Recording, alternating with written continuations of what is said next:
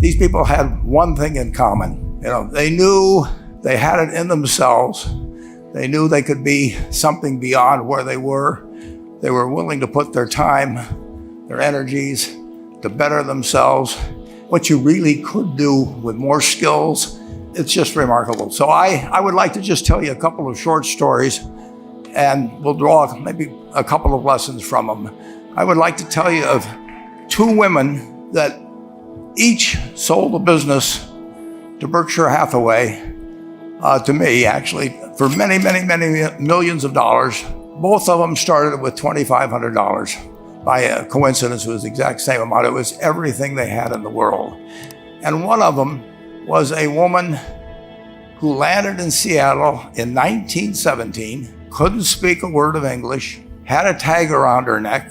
The tag said, Fort Dodge, Iowa. The Red Cross got her to Fort Dodge, where she was reunited with her husband who had come to the country a couple of years earlier. And she lived in Fort Dodge for 2 years.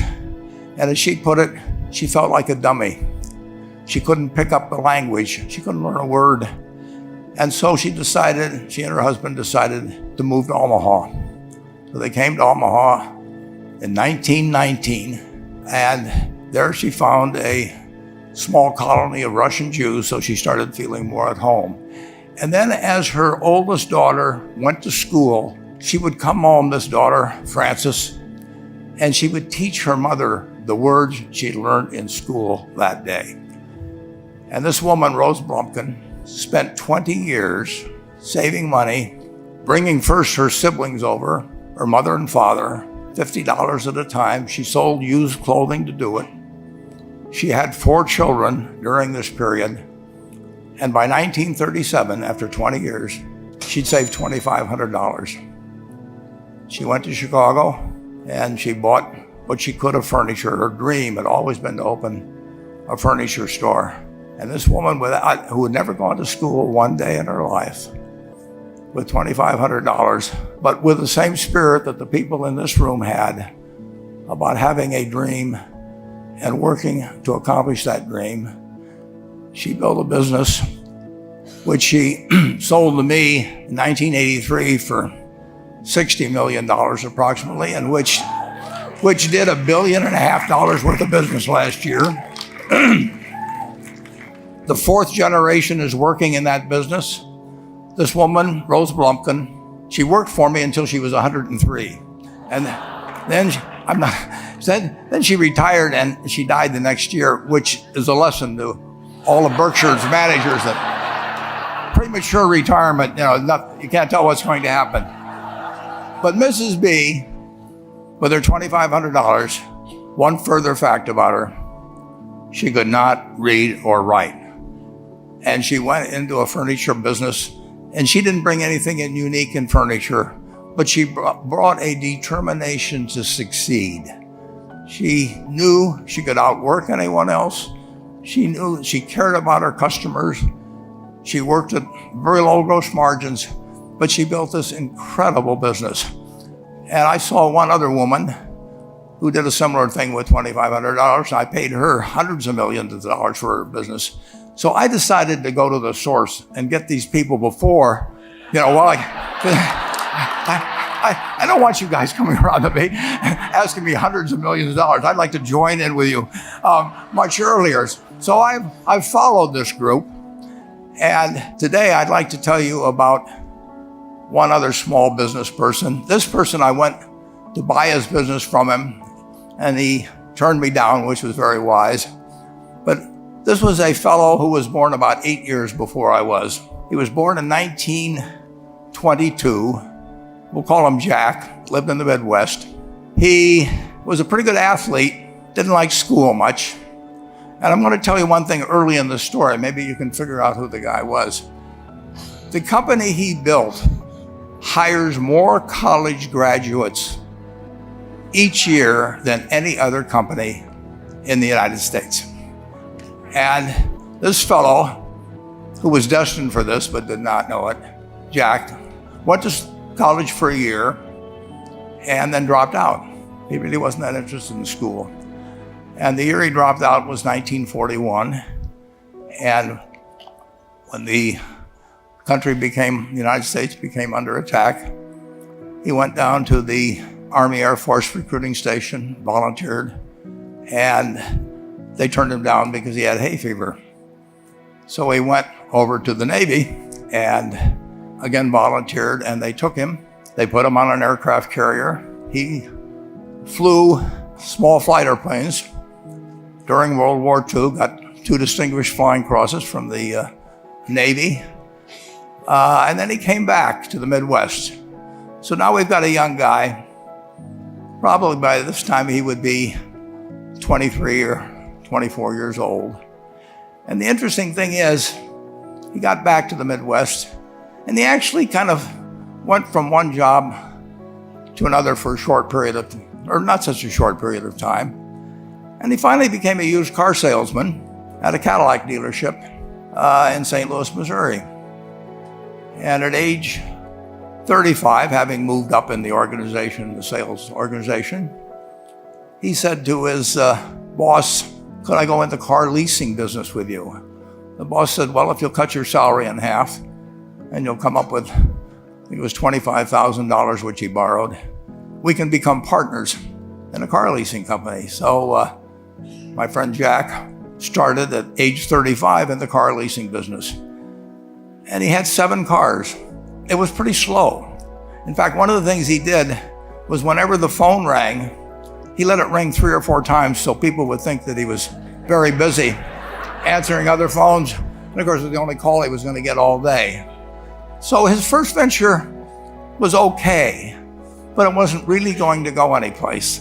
And there's a lesson in this for all of us. At age 40, he decided, with 17 vehicles, 17 cars, he was going to go into competition in the rent-a-car business. So now he's taking on Hertz and Avis and National and people like that who have hundreds and hundreds of thousands of cars. And he's got 17 cars, and his cars aren't any different than theirs. I mean, he's buying them from General Motors or Ford or Chrysler. And he can't get the airport locations. Those companies have them all sold up. But he was determined that he would basically offer the customer, can't offer him a different car, but he can offer them friendlier service than they've ever seen. And so he started a company. He named it after the battleship that he'd flown from in the Pacific, which was the USS Enterprise. And he died about a year and a half ago. But when he died, his rent-a-car company, starting with those 17 cars, was worth more than Hertz and Avis and all the rest of the rental cars put together. The man's name was Jack Taylor, and his son, Andy Taylor, is a good friend of mine, runs the business now. A grandchild is in the business. There'll probably be a 4th generation along the line. So this man, in the United States, he didn't invent artificial intelligence. He didn't do anything that, just like Mrs. B selling furniture, I mean, that any one of us could have entered those businesses. But he lived by the creed, basically, of delighting his customers and working with people and establishing the relationship with them so that they in turn would want to delight the customers. He couldn't go out there and take care of every rental car possibility, but he learned how to project himself and his attitude toward his fellow man and his desire, to make a friend out of every customer. He managed to take very ordinary cars and turn them into this extraordinary business from virtually nothing. And it illustrates several points. One is, you don't necessarily get it right exactly right the first time. I mean, the car leasing business, basically you were competing on the cost of money to finance cars. And it's very hard to delight a customer when you just give them the car and tell them to send you a monthly check for 5 years and you'll be back at that time. So his talents were being wasted basically in that business. But at the age of 40, with all of that experience behind him, he found the golden key. He took a very ordinary business and turned it into an absolutely extraordinary operation, just like Mrs. B or Rose Blumpkin did with furniture. And he didn't worry about whether the Federal Reserve was going to tighten or ease. He didn't worry about whether the stock market was up or down yesterday. He didn't worry about the things he couldn't change, but he did focus on the one thing he could change, and that was the customer's experience. And I have seen the one that got away, Enterprise. I went down to Florida and tried to talk him into selling to Berkshire, and he was smart enough not to do it. Probably the value of the company has quadrupled since I made that visit. But he was smart enough to see that he would find that business. Henry Ford, as you may know, failed twice before he started the Ford Motor Company in 1903. I mean, the test isn't whether you get the greatest business idea in the world the first time out. The test is whether you keep learning as you go along what your strengths are and what you can do for your customers, what you can bring especially to the party. And to do that, you need the education that I know you've received through 10,000 small businesses, but you need a genuine desire day in, day out to delight the customer.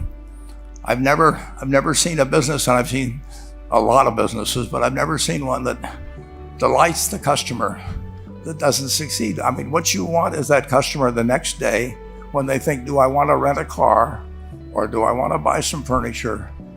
What goes through their mind? You know, it's the place where they've had a great experience. I don't know what I paid for this tie. Actually, probably if somebody gave it to me, but for the purposes of this speech, I will say I have no idea. But or the shirt I'm wearing, or this. But I do know, I will remember how I was treated when I bought it. I mean, you long forget about the price, but you never forget whether you had a good experience or a poor experience with the purchase experience. And you'll have a hard time finding a person that's had a wonderful experience, a delighted experience in purchasing anything that isn't going to come back. And similarly, if the memory is of rudeness, indifference, whatever it may be, they're never going to come back. And as a small business owner, and as you grow, you have to not only be able to project that interest in people's well-being, in delighting them yourself, but you have to do it through other people. And you won't be able to do it through people who themselves do not feel they're being fairly treated, that their views aren't appropriately considered. So you really do have to learn to multiply yourself through other people. And I advise the young people that come to Omaha. We have a number of classes. The key is to, certainly in terms of your personal life, the most important decision you'll make is the spouse that most of you will likely have.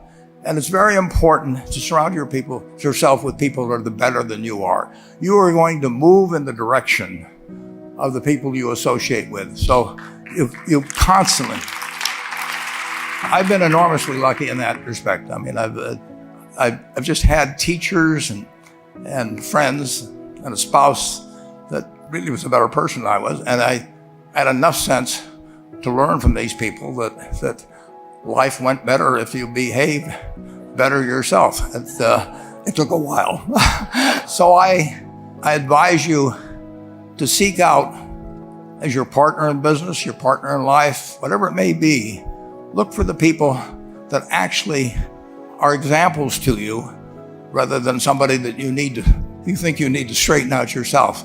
And simple rules like that, delighting customers, working through other people, associating with people that will cause you to move in a better path than you might otherwise have, they will take you so far in life that it's hard to believe. I mean, they took Rose Blumpkin without being able to speak a word of English, couldn't read or write, and they took her to what is now a $1.5 billion business. And incidentally, there's been no money put in it since the $2,500. That's been the total capital paid into the Nebraska Furniture Mart.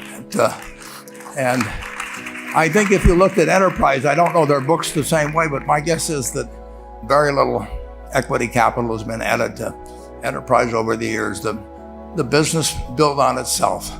So I want to tell you, I admire this group enormously. When I met Dr. Mello's class on September 22nd, 8 years ago, I was thrilled. And I admire people that are doing what you have done. Working hard at your job at the same time, you took on an added, really, lot of hard work to further your skills. 99% graduate. I mean, that's a mind-blowing statistic. And I'm looking at 2,200 people here who I admire. I'm cheering for you, and I can tell you the best is yet to come. Thank you.